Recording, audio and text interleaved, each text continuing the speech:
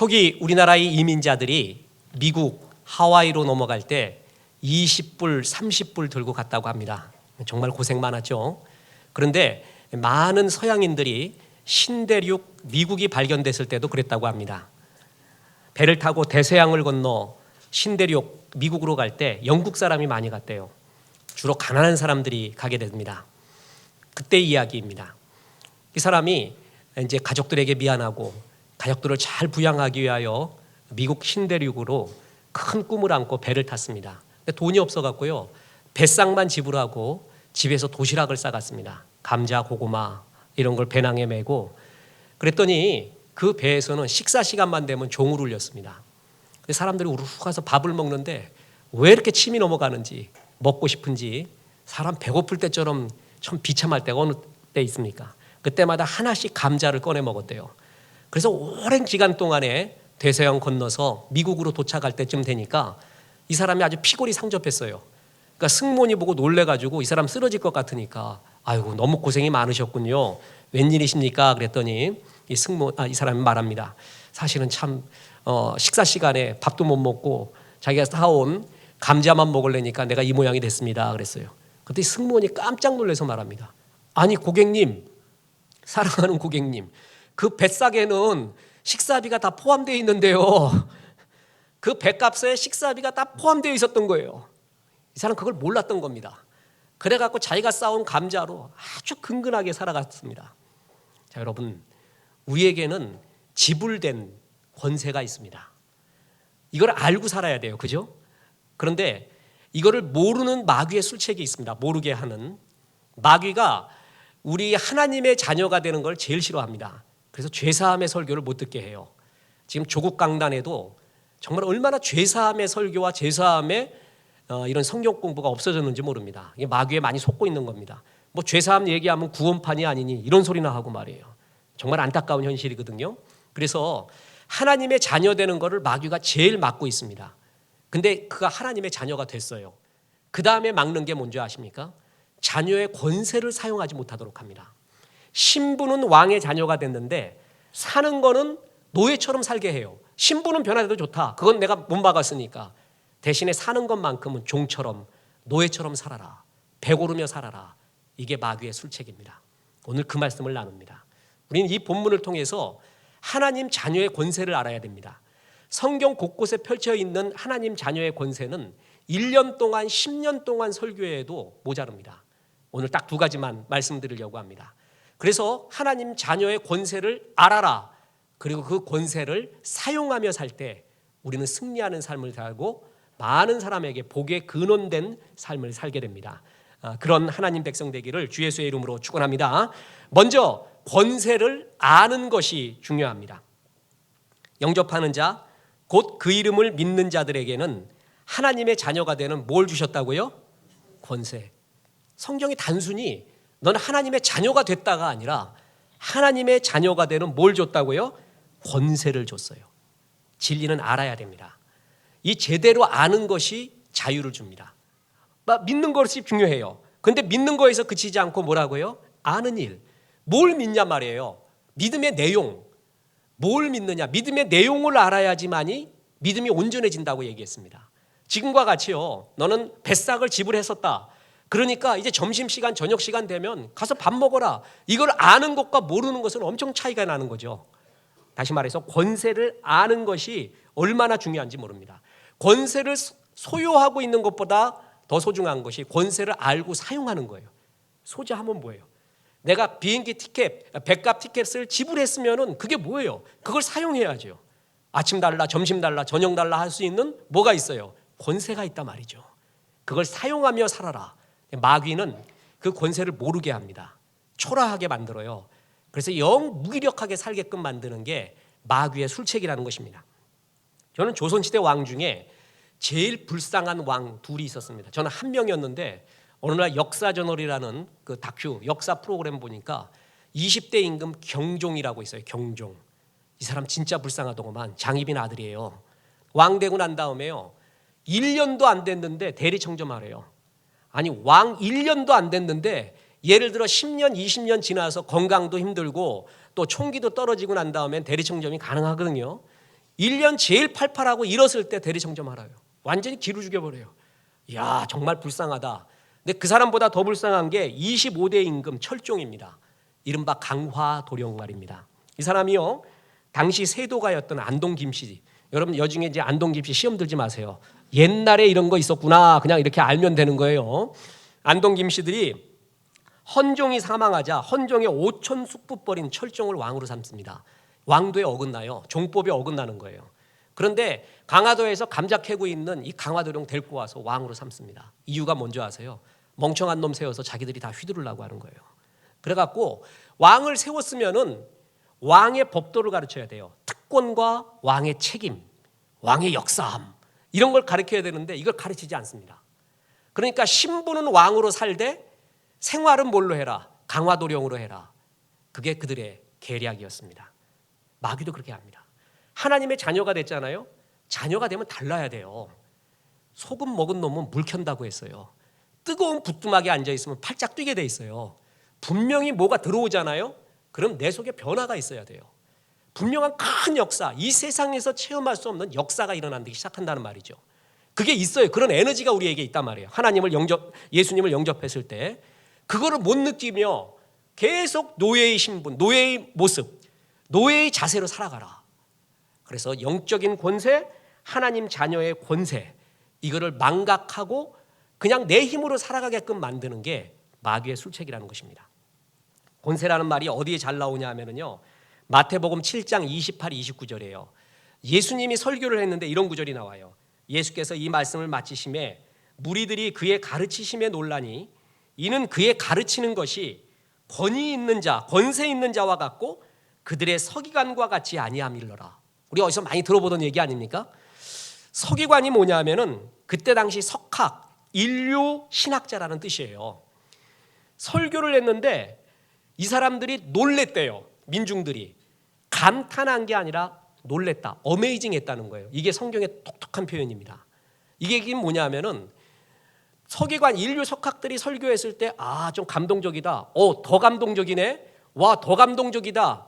이런 류가 아니라 처음 들어본 거예요. 이런 류의 거를. 이게 뭐야?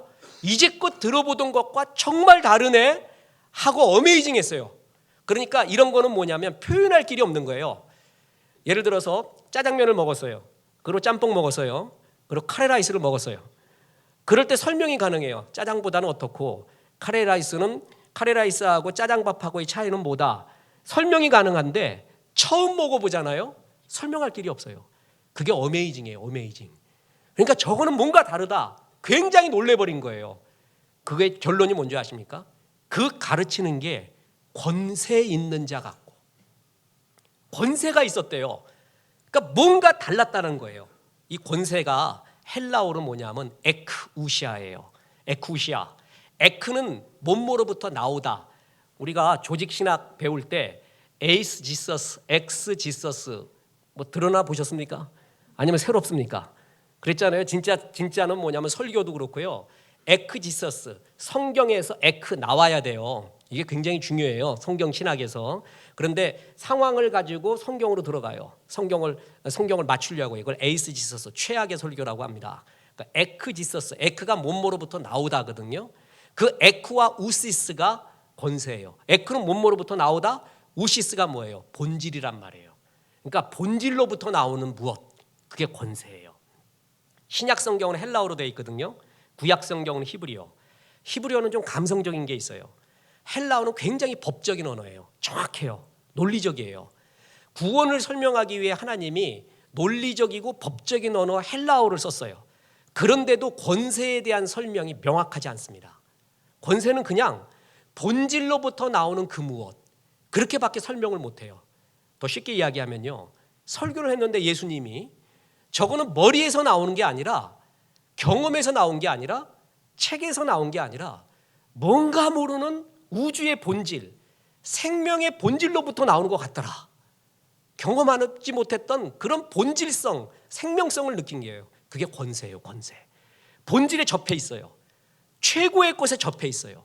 거기서부터 나오는 그 무엇, 그게 권세입니다. 여러분, 이거는 세상 것과 다른 어마어마한 힘이라는 것이죠. 그런데 예수를 영접했어요. 영접 어렵게 생각하지 마세요. 믿는 거예요. 영접하는 자, 곧 그 이름을 뭐라 그랬어요? 믿는 자, 영접과 믿는 건 똑같은 말이에요. 그래서 믿는 자에게는 그러한 본질에 접해 있는 뭐가 있다고요? 권세가 있다는 거예요. 권세. 그걸 우리에게 주어졌습니다. 이걸 활용해야 돼요. 써야 돼요. 그럴 때 우리는 우리로부터 해방돼요. 우리. 제일 자유가 뭐냐면 나로부터 해방되는 거예요. 나를 한 생각해 보세요. 우리 복음성가에 그런 거 있잖아요. 보소서 주님, 나의 영혼은인가요? 나의 영혼을 내 속에 선한 것 하나도 없어요. 진실되게 나를 바라보잖아요. 선한 거 하나도 없습니다. 이 나로부터, 이 불완전한 나로부터 해방되는 것, 그거는 어떤 본질에 내가 접해 있어야 돼요. 거기서부터 나오는 힘으로 나를 해방할 수 있습니다. 그게 바로 권세라는 것입니다. 그래서 하나님께서는 권세를 먼저 알아라. 자녀에게는 뭐가 있다? 권세가 있다. 그 권세 중에 가장 큰 권세가 뭐냐면 하나님이 나를 사랑한다는 거예요. 그 사랑의 확신에서 오는 내면의 자유, 평화, 바로 그거를 권세라고 말합니다. 제일 평화로운 사람은 사랑이 확신될 때입니다. 그때가 가장 평화로운 사람이 됩니다. 우리가 제일 얻고 싶은 게 평화 아니에요? 그리고 얻고 싶은 게 그런 평강. 그래서 맨날 힐링한대. 힐링. 상처당했다고 힐링. 근데 어떤 목사님 표현에 의하니까 이 세상에서 예수 믿는 자에게 제일 없어져야 될 게 힐링이래. 저 사람 무슨 얘기하나? 우리 얼마나 상처 많은 존재인데 했더니 배짱이 있어요. 자기는 힐링이 필요 없대. 근데 그분 내가 알거든요. 굉장히 힐링이 많이 필요할 사람이에요. 어렸을 때부터 있잖아요. 그러니까 그 사람은 목사는 상처 그 자체야. 그러니까 그 사람 앞에서 상처라고 말할 수가 없어요. 나는 내 것 갖고 상처라고 말할 수가 없어요. 그 정도로 상처 투성이거든요. 자기는 힐링이라는 말, 치료라는 말 쓰지도 않았대요. 이유가 뭐냐? 하나님의 은혜와 사랑을 뒤집어 쓰니까 그건 게임도 안 되더래요. 뭐 연고 조금 바르는, 맺고 바르는 그런 힐링 갖고는 그 힐링이 아니래. 하나님의 은혜와 사랑의 확신이 뒤집어 쓰니까 상처의 힘보다도 사랑과 은혜의 힘이 너무 크다는 거예요. 그게 너무너무 크다는 거예요. 그래서 상처란 말 자체가 안 나오더래요. 그러니까 내면의 치료는 뭐냐면 하나님의 사랑에 대한 확신이에요. 내가 하나님의 자녀, 그것도 어느 자녀냐 하면은 지나친 사랑을 받고 있는, 이처럼 사랑하셨다라는 그 이처럼 사랑에 대한 확신이 있을 때 그 사람이 가장 내면이 평화롭다라는 것입니다. 복음 중에 복음이 뭐예요? 하나님이 세상을, 요한복음 3장 16절에 나오죠. 이처럼 사랑하사. 이처럼 사랑했대요. 독생자를 주셨어요. 나 하나 때문에 아들을 죽이면서까지 사랑했던 사랑, 이처럼 사랑했대.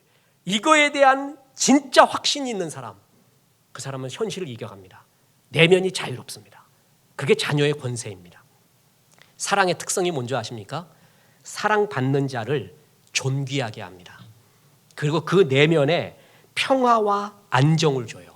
그러니까 사랑받는 자는 굉장히 안정감이 있어요. 스테이블해요. 변화가 없어요. 별로. 이 사회도요, 예측 가능한 사회가 굉장히 중요하거든요. 예측 가능한 사람이 굉장히 중요해요. 내가 이런 거를 했으면 이런 아웃풋이 나오겠다. 예측 불가능한 사회, 이게 아주 골치 아파요. 뭐 어디로 뚫는지를 몰라. 좋은 걸 심었는데 나쁜 게 나오고, 나쁜 걸 심었는데 좋은 게 나오고, 뭐 이럴 수는 없잖아요. 사랑을 받으면 사람이 안정감이 들어요. 내적으로 평화되고 존귀하게 돼요. 이 사랑의 확신이 없을 때 정서가 불안합니다. 위험합니다. 그리고 이런 사람들의 특징이 뭐냐면 사랑 구걸증과 인정 중독에 빠져요. 사랑받지 못했기 때문에요, 자꾸 사랑받는 행동을 하려고 해요. 인정 중독이라는 걸 빠져서 날 좀 인정해달라. 나 이런 멋진 사람이거든, 괜찮은 사람이거든, 나 좀 인정해줘. 인정 중독, 사랑 구걸증에 빠져요. 그래서 항상 높은 자리 차지하려고 그래요. 항상 이기려고 해요. 항상 모든 걸 지배하려고 해요. 그래야 나를 인정하지 않을까. 진짜 사랑받은 사람은 그런 짓 안 해요. 아이고, 낮은 자리에 있건 높은 자리에 있건 어디에 있건 뭐 있건 무슨 상관이야. 내면이 평화로워요. 얼마나 든든한지 몰라요. 근데 사랑 없는 사람들이 불안해요. 그래서 리더를 뽑을 때 굉장히 중요한 리더의 요건이 있습니다. 저 사람이 사랑에 충만하냐, 사랑을 많이 받아서 스테이블하고 안정된 사람이냐가 굉장히 중요해요. 이 안정이 없으면은요, 대인관계도 불안하고요, 자기에 대한 확신이 없어서 항상 자기중심적으로 생각하고 거칠어집니다. 자녀의 권세가 뭔지 아세요? 지독한 하나님의 지나친 사랑을 받았어요. 그것 때문에 넘쳐나는 내면의 확신. 알랭 드 보통이라는 그 보통 철학자가 있어요. 이름이 보통이라서 그래요. 우리나라에서 아주 유명합니다. 무라카미 하루키, 알랭 드 보통, 뭐 파울로 코엘료 이런 사람들 있잖아요. 잘 나가는 사람이에요. 이 사람이 쓴 책 중에 불안의 시대라는 책이 있어요. 인간은 다 불안하대요. 자기 지위에서 떨어지면 어떡할까? 이렇게 인정받는 데서 떨어지면 어떡할까? 이제는 뒷방 늙은이 되면 어떡할까? 이제는 나 거기서 보고 너무 놀란 게 뭐냐면 서울대생들이 굉장히 불안에 떨더래. 왜 그러냐 그랬더니 너 서울대생인데도 취직 못했냐? 그 얘기가 지옥이래요. 지옥. 차라리 뭐 그냥 어디 이상한 데 들어가서 취직 안 됩니다. 그러면 이유라도 되지. 불쌍하다고 막 기도해주고 힘내라는데 서울대 나왔는데도 취직 못해. 이게 사람 미쳐버린대요. 그런 불안이 늘 있대요. 그래서 인간은 불안의 존재래. 불안의 시대래. 그러면서 결론이 뭔지 아십니까? 불안 극복이 뭐 실력도 향상해라, 지위를 차지해라, 뭐라 아니라는 거예요. 불안 극복은 사랑에 대한 확신이래요. 더 쉽게 이야기할까요? 내가 떨어져도, 내가 그 지위를 잃어도, 내가 그냥 저 구석에 처박혀도 나를 사랑해주는 사람이 있어. 나를 인정해주고 나를 끌어안는 사람이 있어요. 내 가족 중엔 정말 나를 그런 사랑하는 사람이 있고 내 교회에서는 나를 정말 끌어안는 사람이 있대. 그럼 그때 불안이 없어진대요. 지위를 차지한다고 불안이 없어지는 게 아니라는 거예요. 아주 명쾌한 그런 판단이었습니다. 여러분 지금 이 요한복음 이것을 쓴 요한 사도 있잖아요. 이 요한 사도가 사도들의 인생을 보면 참 불쌍한 사람이에요. 왜 그러냐 하면은요. 지금 예수님이 십자가에 돌아가실 때 뭐라 그랬습니까? 아그야 보거라. 지금 네 어머니다. 우리 엄마 부탁한다 이랬잖아요. 예수님이 얼마나 인간미 있습니까? 네, 그거 보고 신학교 가기 전에 얼마나 울었는지 몰라요. 예수님도 엄마 부탁할 사람이 있었잖아요. 나는 뭡니까? 주님 나도 좀 주십시오. 내가 엄마 진짜 어머니의 손을 놓고 돌았을 때는 부엉이도 울고 개도 울고 나도 울고 다 울었어. 막 그거 갖고 얼마나 울었는지 몰라요. 그래서 요한한테 맡깁니다. 요한한테.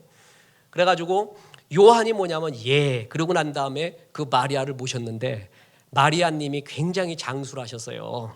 그래가지고 요한이 지금 20대 열혈 청년 때 그걸 맡았는데 마리아가 40년 뒤에 죽었어. 그러니까 요한이 그동안 뭐 한 거예요? 60, 70대에서 이제 어이구 하고 기지개를 폈더니 벌써 내 동기 동창들은요 세계 곳곳을 누비면서 복음 전해요. 누군 어디서 죽었다, 누군 어디서 죽었다. 차라리 여러분 순교 꽥 죽는 게 편해. 그건 영광이 있어요. 이 성화 이루는 게 더 힘들어. 안희숙 여사가 그랬잖아요. 주님 나를 왜 순교를 그때 안 시켜갖고 순종하고 성화하고 살려니까 더 힘듭니다. 이 정도까지 얘기하잖아요. 멋지게 죽어간 거예요. 그리고 거기 그냥 제자의 족보에 오르지도 않았던 사도 바울이라는 사람도 나타나갖고 세계 곳곳을 누비고 완전히 막 복음의 스타가 된 거예요. 그런데 요한은 또 베드로, 요한, 야고보 아니에요. 그래서 세 손가락에 든 나는 젊음 전부 바쳐갖고 마리아 봉야 어디 불편한 데 있으십니까? 감기 드셨습니까? 진지 제대로 드셨습니까? 그걸 몇 년이요? 40년 넘게 한 거예요. 신약에 와갖고 사도 중에 40년 광야 통과한 건 요한밖에 없어. 다들 깨끗하게 하다 죽었어요. 이때 얼마나 갑갑할까요? 나 한가닥 할 수 있는데 나도 예를 들어서 손수건을 얹으면 저 역사 일어나고 나는 어디? 나는 아시아, 나는 유럽. 주님 나한테 여기 맡겨주면 난 할 수 있는데 이런 마음이 왜 없었을까요? 40년 동안 마리아님 괜찮습니까? 감기 드셨습니까? 그러다가 딱 60, 70대 갖고 딱 보니까 사도를 다 죽었대. 자기 혼자 남았어. 그때부터 요한계시록 쓰면서 역사를 시작한 거예요. 여러분 이래도 요한은 지금 이러한 심정의 괴로움 한마디도 하지 않습니다. 이유가 뭐예요? 주님을 정말 사랑했어요. 그 사랑을 받았어요. 자기 아이덴티티, 정체성에 흔들린 적이 없는 거예요. 나는 이런 사랑을 받고 그 주님이 나에게 이 사명 맡겼지 40년 아니라 죽을 때까지 해도 돼. 얼마나 멋져요. 사랑에 확신이 있는 사람, 그 사람이 내면이 안정성이 있습니다. 왠지 아세요? 사랑은 권세예요. 사랑은 본질에 접해 있는 그 무엇이거든요. 생각하고 달라요. 그 본질을 만나고 나면 말할 수 없는 힘이 나요. 사랑의 특성 중에 하나가 유일성입니다. 유일성이 뭐예요? 그거 아니면 대체할 수 없는 그것. 그게 유일성이에요. 우리 엄마가 어머니들이요 자식 5 있다고 해봅시다. 애 많이 낳는 거 지금 굉장히 복음적이에요, 그죠? 그래서 난 결혼할 때마다 줄에 설 때마다 얘기할 거예요. 셋 이상 낳으라고 축복할 거예요. 지금 최고 지금 그 좋은 기업이 뭐냐? 미래 에셋이에요. 미래 에셋을 낳아야 돼. 굉장히 복음적인 기업이에요. 자, 여러분, 엄마가 그래서 5을 낳대, 7. 그래갖고 하나가 아파 죽었어요. 또 나면 되지. 그건 사랑이 아니에요. 사랑은 대체할 수가 없어요. 그 사람 아니면 대체할 수가 없어요. 그 빈 가슴을 다른 걸로 대체할 수 없어. 그게 사랑이에요. 그게 사랑의 위대한 힘이요, 유일성 아니겠습니까? 그 사랑을 받고 있는 사람은 우주의 본질, 생명의 본질을 접하고 있는 거예요. 내가 이 사랑을 받고 있다. 그때 오는 안정감. 그래서 자녀의 영은요, 당당함이 있어야 돼요. 그래서 이 자녀가 엄마한테 협박하는 말이 있어요. 엄마 나 밥 안 먹어 그래. 그럼 임마 밥 안 먹으면 임마 네 손해지 내 손해냐? 엄마가 그런 말 하죠. 그래도 어떻게든 먹여요. 어떻게든 먹여. 이 애는 뭐냐 하면은 내가 밥 안 먹어서 안 크면은 엄마가 마음 아프다는 걸 알아. 그래서 사랑을 담보로 협박하는 거예요. 이런 협박이 가능한 애는요, 사랑을 받았던 애가 가능해요. 사랑 듬뿍 받은 애는 사랑의 위대함을 알아. 엄마가 나를 얼마나 사랑한다는 걸 알고 그거를 미끼로 삼아가지고 협박해요. 그럴 때마다 이쁜 거예요. 어떤 애는 그래요. 밥 먹고 나서 나 뭐 줄래 그래요. 이거 먹으면. 아니 네가 돈을 내야지. 임마 내가 왜 너한테 또 뭘 줘야 돼. 엄마 이거 먹으면 뭐 줄래 그래. 네가 돈을 내야지 네가. 이게 사랑받는다는 확신이 있는 거예요. 확신. 그렇기 때문에 땡깡 부리는 거예요. 배짱이 있어요. 진짜 사랑받는 자는 이런 뭐가 있어요. 배짱이 있어요. 이렇게 왕의 자녀, 하나님의 사랑을 듬뿍 받고 있는 사람들은요, 배짱이 있어요. 내면에. 얼마나 사랑했길래 하나님이 지나치게 사랑했거든요. 그래서 뭐예요?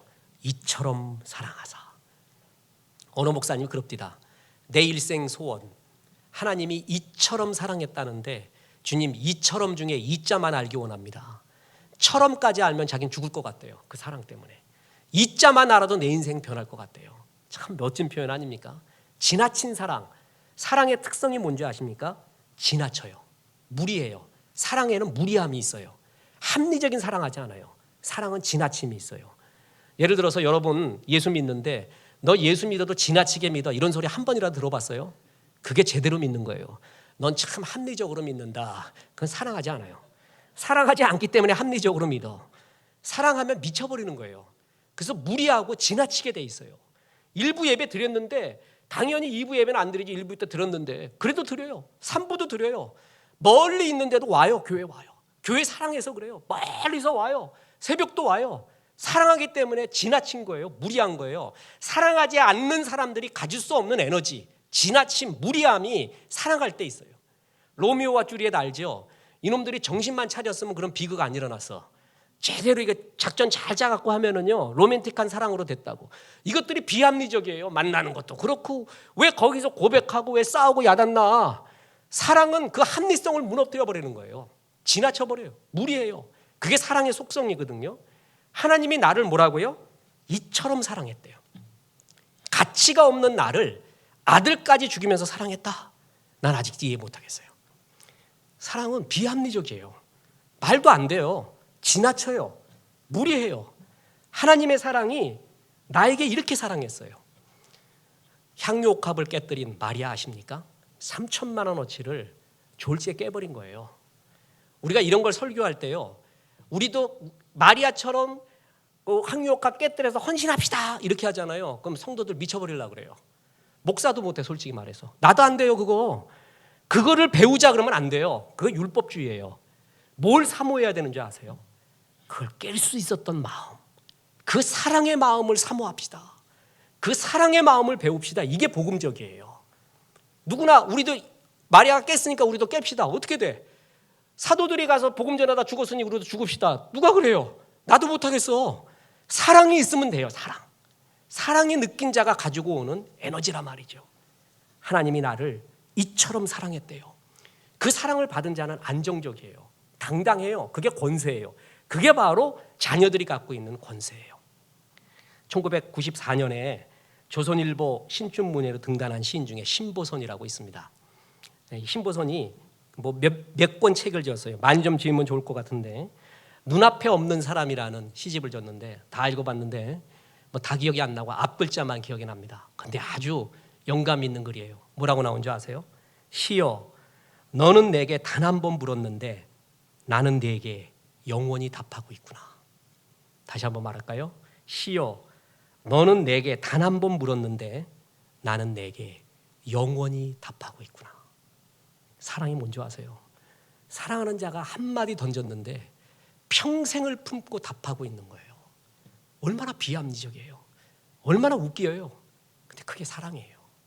사랑하는 자가 한마디 해준 사명, 사랑하는 자가 널 정말 이렇게 내 피를 팔아서 널 살려주었다. 그 말 한마디에 평생에 답하는 인생, 그게 바로 신앙이에요. 오늘 아까 우리 김지연 집사님 나를 지으시니가 하나님 뿐만 아니라 난 그거 가사를 2절을 또 만들어야 된다고 봐. 날 위해 죽으시니가 하나님, 날 그토록 사랑하시니가 하나님, 그에 대한 나의 응답 얼마나 멋집니까? 그게 바로 사랑을 간직한, 사랑, 지독한 사랑을 받은 자의 권세요, 당당함이요, 행복이죠. 이게 있는 사람이 내면이 평화롭습니다. 그래서 하나님 자녀는 첫째, 하나님의 뜨겁고 지독한 지나친 사랑을 받았기 때문에 오는 내면의 평화, 그게 자녀의 권세예요. 그리고 마지막으로 뭐냐? 그 평화가 있기 때문에 이웃에 대해서 굉장히 부드러운 존재가 된다는 거예요. 사랑받은 자가 관계성에서 부드럽습니다.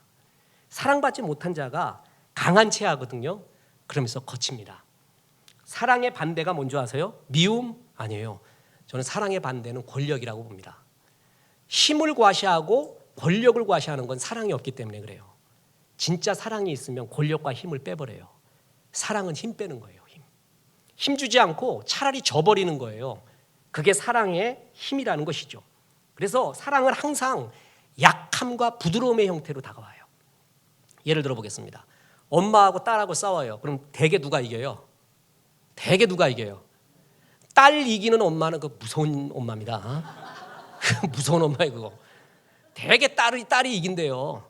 왜냐하면 딸보다 누가 더 사랑해요? 딸하고 엄마하고 누가 더 사랑하는 줄 아세요? 엄마가 딸을 더 사랑해요. 사랑하면 져버려요. 그냥 져버려. 그냥 자식한테 져버리는 거예요. 진짜 사랑하면은 그 사랑 때문에 힘을 빼버립니다. 그게 사랑의 속성이잖아요. 내가 힘이 있다, 권력이 있다, 그걸 유지하려고 한다. 사랑이 없다라는 얘기예요. 대인관계에서 권력과 계급장과 힘을 유지하려고 한다. 사랑 없는 사람의 대표적인 겁니다. 사랑이 있으면 힘 빼버립니다. 약해져요. 부드러운 것 같은데 그게 정말 강력한 힘이 있어요. 그래서 그 사랑을 몸으로 체험한 사람은요, 이웃과의 관계에도 굉장히 부드러워요. 탕자 이야기 아십니까? 탕자 이야기에서 아버지라는 단어가 11번 나옵니다. 정말 놀랍죠? 아버지야, 아버지. 나는 아버지, 아버지. 이게 11번 나와요. 고린도전서 13장에 사랑은 오래 참고 온유하며 화를 내지 아니하며 시기하지 아니하며, 이거 백날 읽어도요 가슴에 와 안 닿아요. 그런 사랑을 해주는 아버지가 옆에 있잖아요. 그 사랑을 받잖아요. 그대로 느껴져. 이게 사랑이구나. 바로 이거구나. 그래서 나도 아버지처럼 하려고 해요. 이 사랑을 못 받은 자가 복수하려고 해요. 꼭 이래서는 안 되지만 제 군에 있을 때 제가 정말 말년에 그 병장님 하나 있었어요. 축복기도 해준 사람이 있어요. 이 사람 그렇게 좋은데요, 이게 술만 먹으면, 그러니까 엉뚱한 주님만 영접하면은 이게 도구로 변해 이게. 그래갖고 쫄병들을 갖다가 막 구타를 하는 거예요. 근데 구타할 때 말이 뭔지 아세요? 내가 너 같은 쫄병 때 얼마나 맞았는 줄 알아? 그렇대래. 아니 자기가 맞았으면 보호를 해줘야 될 거 아니야. 이제 너는 그러지 말라 이래야 될 거 아니에요. 맞았다고 그렇게 칸이 맺혀갖고 풀지 못해갖고 이게 술만 먹으면 그걸 푸는 거예요. 사랑을 받잖아요. 그럼 그걸 어떻게든 사랑을 주고 싶어요. 근데 미움받거나 구타를 맞잖아요. 어떻게든 나도 복수하고 싶어요. 하나님의 자녀는 뭔지 아세요? 뜨거운 사랑을 받았어요. 지나친 사랑을 받았기 때문에 그 사랑에서 나오는 부드러움, 그 연약함, 온유함, 그게 바로 부드러움이거든요. 그걸로 사람들을 섬길 줄 알아요. 그러니까 대인관계가 아주 좋아질 수 있다는 거죠. 그러니까 사랑받은 자는요, 그 사랑의 확신 속에 날카로움이 없어집니다. 사람들 앞에 숭배받으려는 사람의 특징이 뭔지 아세요? 나의 계급장과 탁월함 갖고 감탄을 받으려고 해요. 사랑받지는 못할 방정 내가 감탄이라도 받자. 이 사람 사랑이 없는 사람의 특징입니다. 사랑이 있는 자는요, 감탄스럽게 할 필요도 없어요. 그냥 자연스러워요. 사랑이라는 게 더 좋아요. 감탄받는 것보다, 숭배받는 것보다. 그래서 숭배와 감탄을 내려놔 버려요. 그리고 사랑의 존재로 변해버려요. 여러분, 남미에 데모가가 있습니다. 오해하지 마십시오. 남미 데모가의 어머니가 메르세데스 소사라는 사람이에요. 아마 죽었는가 지금 70세 이상 됐어요. 그 인터넷 쳐보면 나와요. 그 남미 데모가가 뭔지 아십니까? 그라시스 알라비다. 참 멋진 거예요. 인생이요 고마워요. 뭐 어서 와서 우리 하나가 되자 흔들리지 않게. 좀 데모가는 좀 강해요. 돌멩이 던져라, 껍데기는 가라, 뭐 이런 거거든요. 근데 그 데모가는 시예요. 아니 데모하는데 인생이요 아름답대. 근데 그 그라시아스 알라비다가 남미 데모가의 상징입니다. 우리나라에 박노해라는 작가가 있는데 그 사람이 사진 찍어요. 그 사진전 제목이 그라시아스 알라비다. 페루 가서 제일 감동받은 게 그거였대요. 아니 어떻게 데모가를 그렇게 부드럽게 부르냐는 거예요. 가사가 어떤 줄 아세요? 인생이요 고마워요. 내게 그토록 많은 것을 준 삶에 감사합니다. 삶은 눈을 뜨면 흙과 백을 완벽하게 구별할 수 있는 두 샛별을 내게 주었습니다. 그리고 높은 하늘에 빛나는 별을 많은 사람들 중에는 내 사랑하는 이를 주었습니다. 내게 그토록 많은 것을 준 인생에 감사합니다. 인생은 밤과 낮에 귀뚜라미와 까나리아 소리를 듣게 했고 망치 소리, 터빈 소리, 개 짖는 소리, 빗소리, 그리고 내가 가장 사랑하는 이의 그토록 부드러운 목소리를 들을 수 있는 귀도 주었답니다. 인생이여 고마워요. 그 많은 혜택을 주어서. 이게 데모가예요. 그런데 이 부드러움이 사람을 잡는다는 거예요.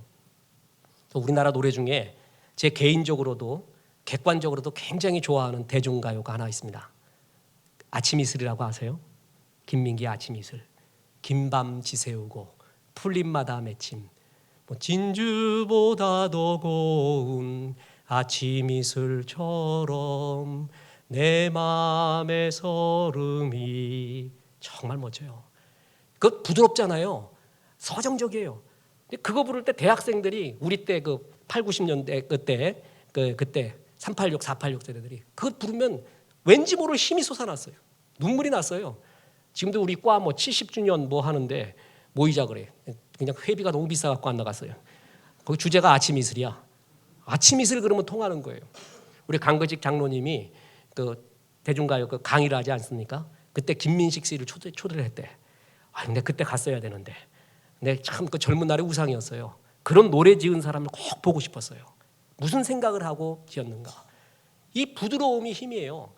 그래서 사랑은 부드럽게 다가오거든요. 힘 빼고 다가와요. 엄마 아빠가 힘 다 빼고 예수님 힘 빼고 그러나 진짜 진정성을 느끼게 사랑으로 다가왔어요. 그걸 아는 사람은 똑같이 해요. 대인관계에도 부드럽게 해요. 힘 빼버립니다. 계급장 빼버립니다. 지나친 사랑을 하면서 감동을 줘요. 이게 왕의 자녀의 권세라는 것입니다. 그렇습니다. 말씀을 맺겠습니다. 권세를 알아야 됩니다. 이 세상은요 길로 역사가 발전을 이루어왔어요. 비단 장수의 길, 소금 장수의 길, 황금 길로 됐거든요. 지금도 세계 역사는 길로 발전이 이루어집니다. 지금 길이 뭘까요? 지금 길은 인터넷이에요. 인터넷이 길입니다. 이걸 선용하면 최고로 아름답게 사용하고 악용하면 마귀가 완전히 쓸 수 있는 것이 이것입니다.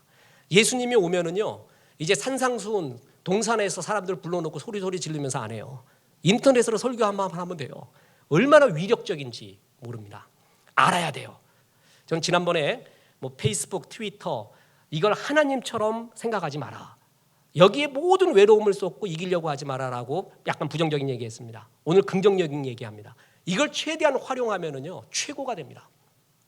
선용할 수 있고 주의 나라를 활용할 수 있는 최고의 수단이 됩니다. 바울이 선교 배 타고 다녔죠. 그리스도인이 만든 배가 아니에요. 이미 닦아놓은 백길로 다녔어요. 선용을 한 거예요. 아까 우리 이동석 집사가 얘기했잖아요. 나 그 부흥회 갔을 때 얘기했습니다. 따르릉 시계 갖고 다니니까 따르릉 하는 거 있잖아요. 늦게 일어나면 안 되니까. 진짜 그러고 다녔어요. 그런데 어느 날 가보니까 그 부사역자가 전도사님이 목사님 핸드폰에 다 나옵니다 그래요. 그래서 내 건 없는데 그랬더니 만지더니 5천과 3천 만에 딱 발견해 여기 있다고. 근데 그때부터 다른 거 안 갖고 다니고 이거 하나만 갖고 다녀요. 내가 아직까지 다른 갖고 다닐 뻔해서 내가 동료 목사들이 모였어요. 모이고 난 다음에 한 목사 참 좋으니까 우리 다음에 언제 모이자라고 얘기하다 그러고요. 그래서 뭐 2월 며칠 날 모이자 그랬어요. 아 잠깐만 내 스케줄 확인해야 되니까 집에 가서 달력 보고 말해줄게 이랬어요. 그런데 거기에 있었던 모든 목사는 다 꺼내더니 뭐 이렇게 축축축축 해요 이렇게. 그것도 뭐 스케줄이 어쩌니 저쩌니 그래. 나만 몰라 나만. 야 내 건 어떠냐 그랬더니 너 여기 있잖아 그러고 다 보여주니까 여기 그게 있는 거예요. 플래너 이런 게. 어떻게 쓰냐 그랬더니 이렇게 쓰면 된대. 난 이거 메모만 쓰거든요. 메모 보내고 또 가끔 동영상 듣고 문자 보내고 이게 다야. 무궁무진하더구만. 그러니까 제대로만 활용하면 시간과 비용과 노력이 엄청 절약되는 게 농축돼 있어요. 하나님은 우리에게 이걸 권세를 줬어요. 권세. 모르면 배고른 거야. 그래서 마귀는 모르게끔 해요. 권세는 알아야 돼요. 소유하는 게 아니라 써야 돼요. 하나님 자녀의 최고의 권세가 뭡니까? 사랑의 확신이에요. 사랑의 확신. 하나님이 이처럼 사랑한다라는 사랑의 확신에서 오는 그 본질의 힘, 그 내면의 평화 그겁니다. 그리고 그 사랑의 확신에서 온 부드러움, 그에 따른 대인관계, 이게 왕의 자녀의 권세입니다. 가능합니다. 마귀는 끝내 불가능하다고 그래요. 성경은 가능하대요. 그 권세를 줬대요. 네 힘이 아닌 이것은 혈통으로나 육적으로 나지 아니하고 하나님께로부터 났대요. 주님이 줬기 때문에 가능하니까 활용해라. 그 예수의 권세, 아들의 권세 속에 살아라. 그래서 많은 사람을 복되게 해다오. 2015년도가 그런 복의 근원, 권세의 왕의 자녀가 되기를 주 예수의 이름으로 축원합니다.